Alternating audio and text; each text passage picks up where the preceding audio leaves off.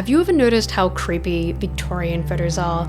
There are 3 reasons for this. First of all, photography at this point in time required very long exposure times, sometimes as long as several minutes. This meant that people had to sit completely still for photos because otherwise they would have ended up blurred in the photo.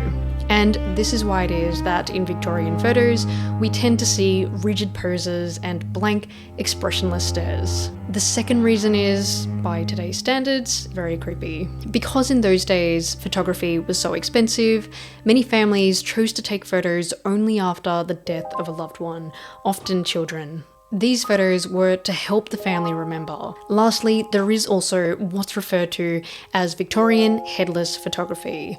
These look particularly unsettling. But just to clarify, these are not post-mortem portraits. They actually resulted from photographers in those days experimenting with different photography tricks. And this is partly because Victorian culture had this fascination with supernatural things like ghosts, illusions, and magic. Interestingly, we're starting to see the use of AI for bringing these photos to life, allowing us to see what these photos would look like if they weren't so creepy.